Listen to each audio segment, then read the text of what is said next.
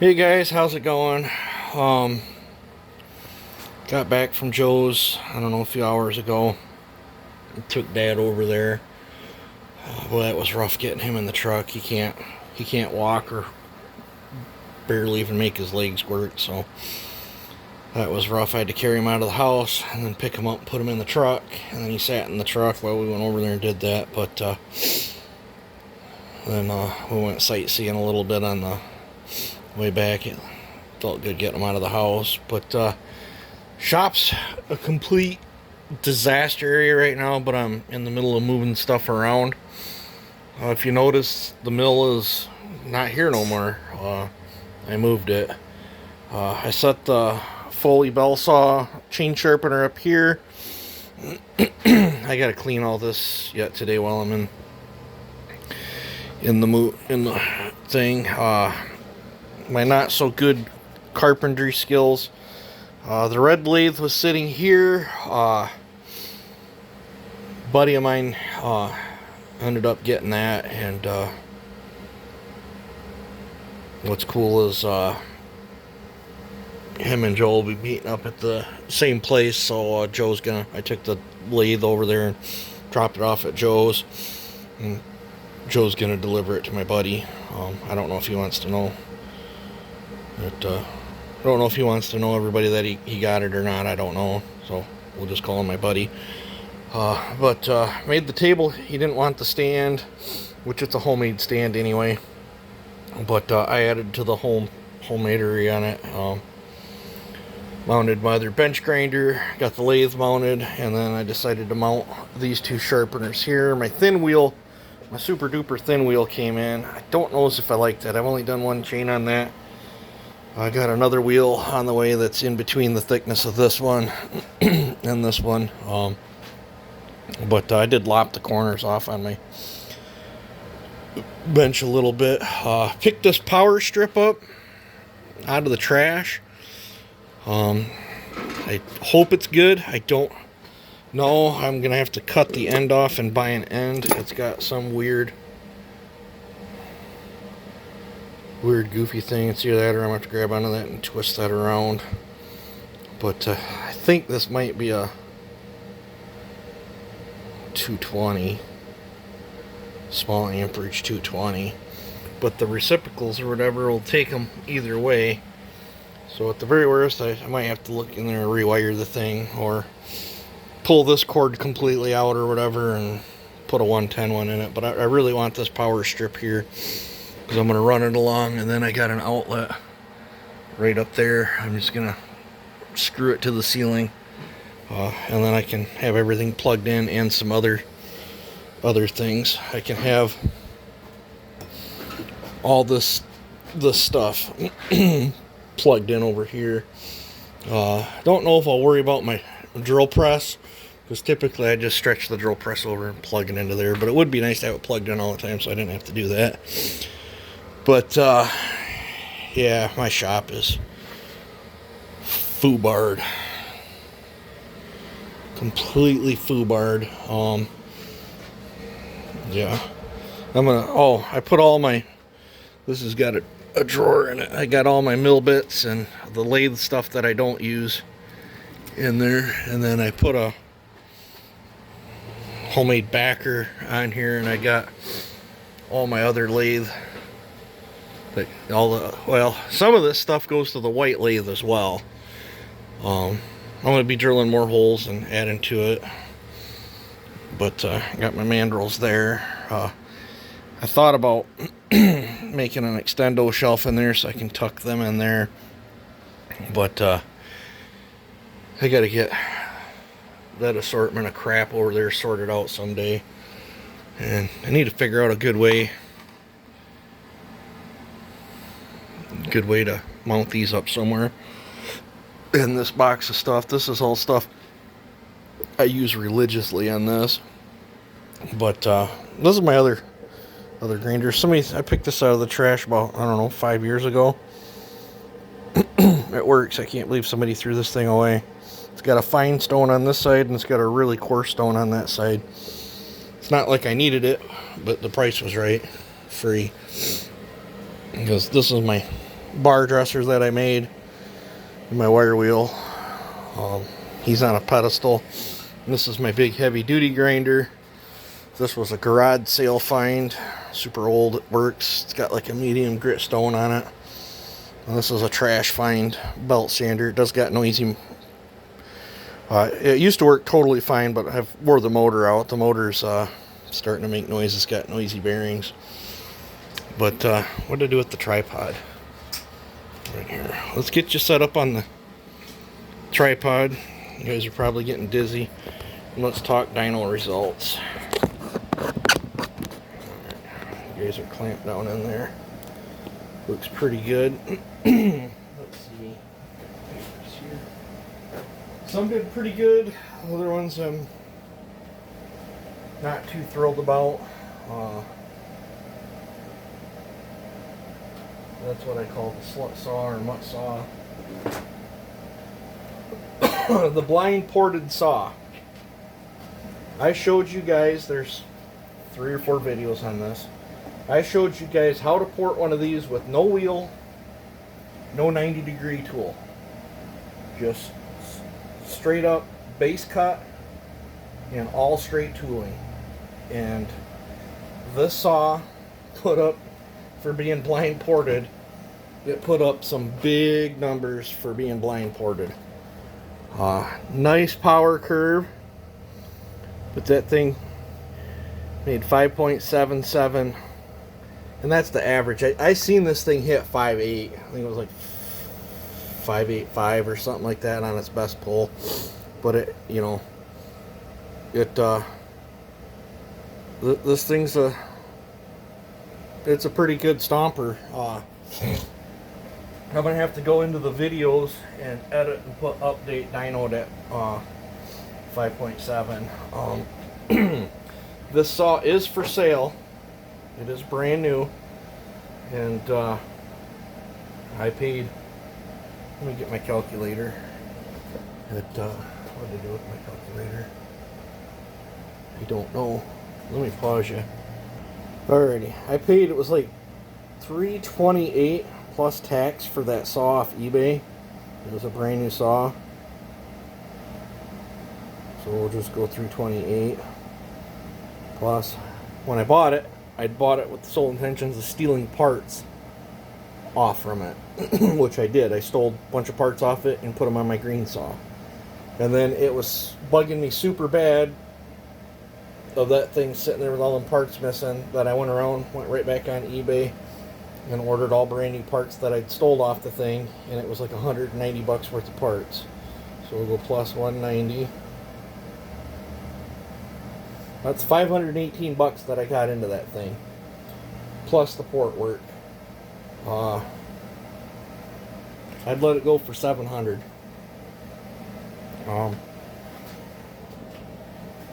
It's a super good running saw. There's no die work or nothing done to it. I looked around on some other websites on what they're selling ported 4910s for, and they're all out of stock now. But I think 700 is more than fair for that. You know, super good work build. That build that's in that I would trust to run every single day in and day out for production work. What is the next? I'll show you guys that. That's the blind ported one. That's why it says well, blind right there, so we can keep track of it. Set that there. What is this one? Where did I set that saw at? This saw is pretty much a monster. This is the one that I call offset transfers or split transfers. The transfers are segregated in this one by 7 degrees. And this was its worst pull. 6.36. That was its worst pull. The best pull I seen on it was 6.44. And that's with bone stock carburetor. A clapped out hunk of junk bone stock carburetor. I have no doubts with a thin shaft, and if I was to take some of the stagger out or open them both at the same time, that saw would probably be closer to the 7-horse range. But it is making good torque, and it cuts phenomenal, so I'm leaving it the way it is. That saw is a hoot to run. Very happy. I'm getting so many blacked out ones. I put a green outlined sticker on that one so I could keep track of it. But that saw is a hoot. I like it. I like it a lot. So let's see here. I'll set that there. This is what I call report. It was a brand new 2023 model 4910 that I took a cylinder that was ported and I reported it to different numbers, except for I got two of them that are report. That's not the 73. Yeah, this is 4910. This saw put up very, very good power. A little less torque than that other one, but when you split the transfers, you do gain torque.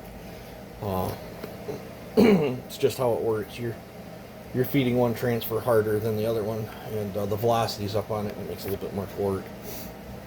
But this one hits a lot harder, higher up.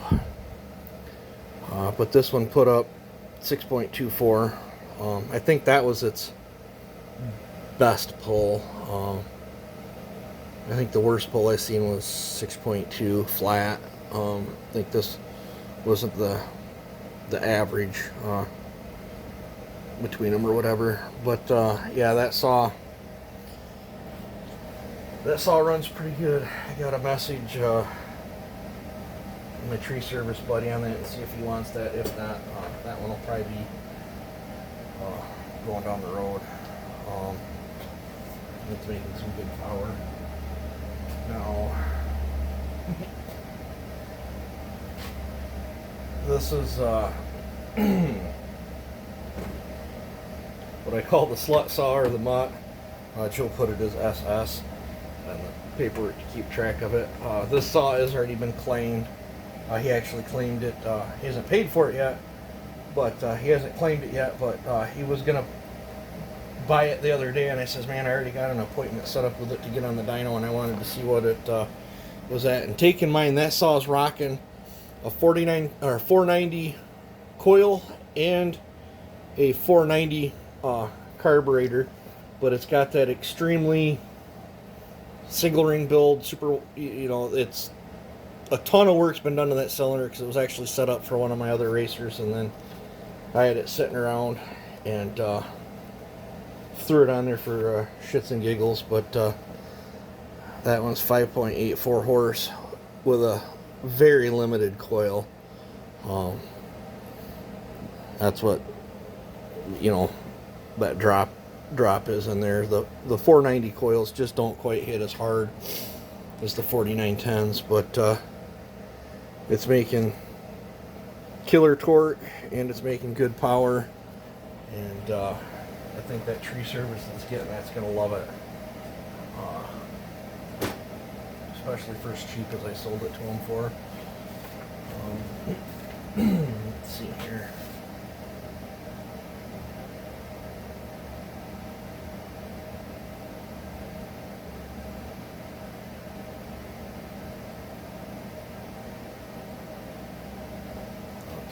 These are reports as well.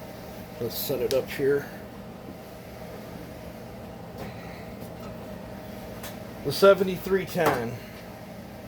I will be going back into it. Now, temperatures, things all can vary. It didn't lose much power. That saw before dynoed at 8.99. They had two pulls at 8.92, and then the last pull was this 891 or whatever.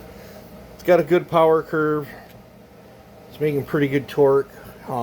It hits really hard up top. I definitely took away some of the just nasty brute pull that this thing had, and I shifted the power. I didn't really lose any power, but I shifted it farther up in the band, and compared to my 8.5 horse build and this, I kind of like the way the 8.5 horse build runs better than this one. It's not no big deal. This would be a fun cookie cutter build, or something where you're doing lots of zippiness, but I don't consider this a long bar build. It would probably pull long bar, but not like it did before. Giving it that extra transfer duration. All I did was move it up, and I feel I stole too much from the bottom to give it to the top, and I don't like the feel of it. I have a good used stock cylinder, and I think I have one brand new cylinder left. So we will be going back into that, but it's 8.91 horse. I don't know what I'm going to do with this piston and cylinder. I'll probably be sending it down the road, or maybe I'll retweak it and try it again. So that's that one. And where's my little 4310 at? It's right here. My little 4310 report. I got a little bit more out of her. Hits a little harder up top than my other one. My other one, best pull was 5.2, but it consistently hits 5. This one's best pull, well, its absolute best pull was 5.3, but I think it was a little bit of a short run. But we got 5.29. It pulled 5.3 a couple different times, but once again, as they heat up, you start to lose a little bit of power. This thing, very zippy. I mean, you can hear it on the videos between my other one and this one. If I like them both, but I'm used to how my other one is. This one's a little bit rowdier. It's in timed cuts. I think I was getting 2/10 of. This is cutting 2/10 of a second faster. Is what I was told when I sent the footage off to a couple buddies. I think, and that was in pretty small wood. I think if it was in bigger wood, the speed would even be more noticeable. But yeah, and I'm on the fence. I'm ho-humming around about maybe sending that one down the road. I don't know. Not 100% sure yet. I need to do a little bit more testing. But it's a little 43cc powerhouse though.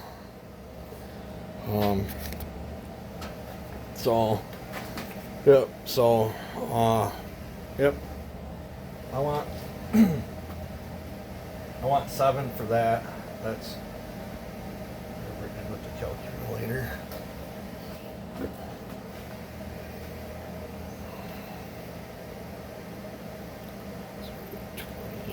Plus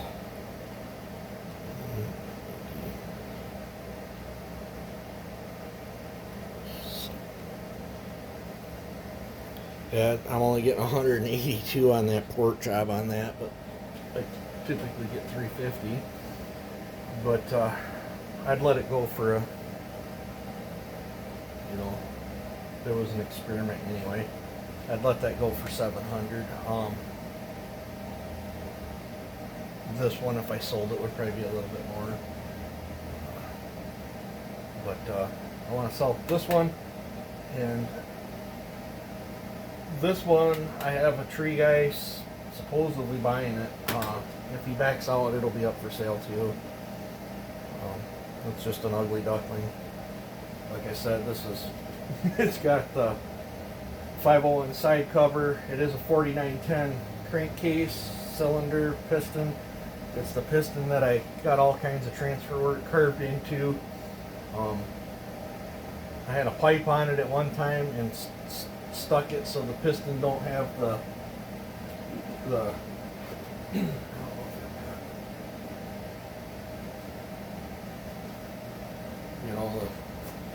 this is a junk piston, but the coating got damaged on it, and I just hand sanded it and put it back together within the ring, and it's running me. Well, it's maybe 5.8 horse. It's that cylinder on a 4910 setup with a big carb made 6.5. That's the same cylinder setup that was on one of my dyno pulls, where the compression release was smacking the piston. But I toned her down some and